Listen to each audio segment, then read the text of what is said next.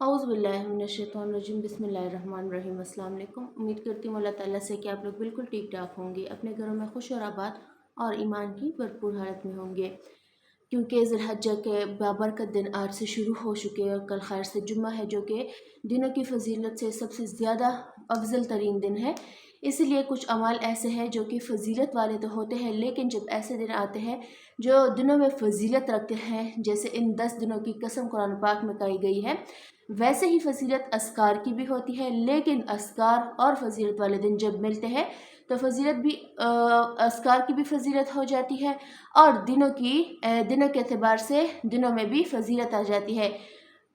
10 دن شروع ہو چکے ہیں، کل جمعہ بھی ہے، پلس کچھ فضیلت والے اذکار ایسے ہیں جن کو اگر ہم ان 10 دنوں میں ریگولر کریں گے تو انشاءاللہ ہمارے حاجات بھی قبول ہوں گے، ہمارے جو رکاوٹیں ہیں، زندگی کی آزمائشیں ہیں، وہ بھی ختم ہوں گی۔ لیکن اس سے پہلے ایک چھوٹا سا معاوضہ آپ کے ساتھ شیئر کروں گی، جو آج کل جیتی جاگتی ہر ایک آنکھ نے دیکھا، ہر کان نے سنا اور اس پر یقین بھی کیا، حالانکہ کسی کو یقین نہیں آ رہا تھا جب سٹوری سامنے آئی کہ کیسے سب کچھ ہوا۔ عامر قذافی نام کا ایک شخص جو کہ حج کے لیے جا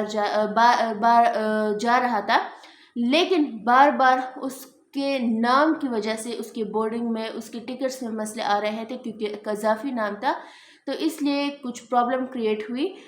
پائلٹ نے بھی اس کو لے جانے سے انکار کیا، عملے نے بھی اس کو لے جانے سے انکار کیا، لیکن جن کا نام عرش والے کے فیوریٹ ناموں میں لکھا جا چکا ہوتا ہے، جن کے کام کو اللہ تعالیٰ اتنا پسند کرتا ہے، پھر دنیا چاہے کتنے ہی رکاوٹیں کیوں نہ ڈالے، اللہ تعالیٰ اپنے بندوں کے لیے، اپنے فیوریٹ بندوں کے لیے راہ ہموار کرتا رہتا ہے۔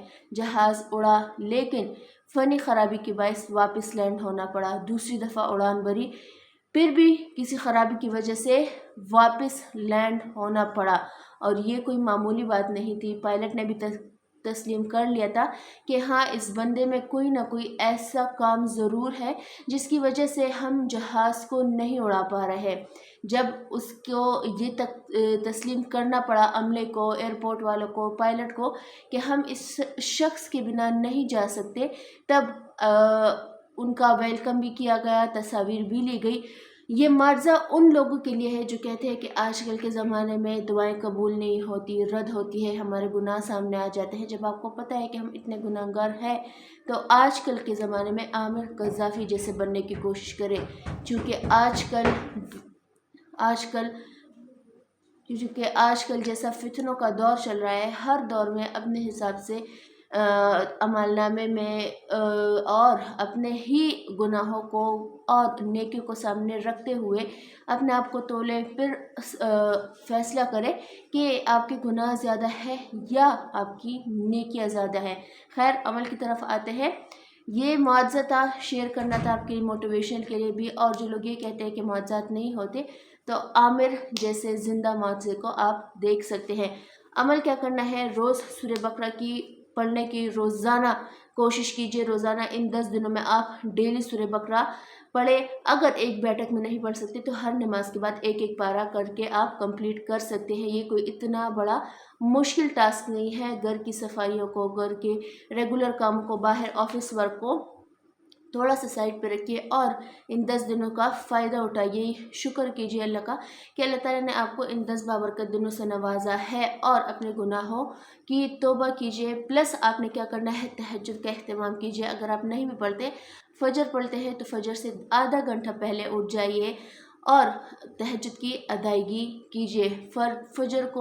فجر کی 2 سنتیں اس دنیا میں جو کچھ ہے اس سے بہت بہتر ہے، تو لحاظ یہ رکھیے گا کہ فجر آپ سے قضا نہ ہونے پائے۔ صدقات ریگولر ان 10 دنوں میں دے، اور یہ کوشش کیجیے کہ عید کے تیسرے دن تک لازماً صدقہ دے۔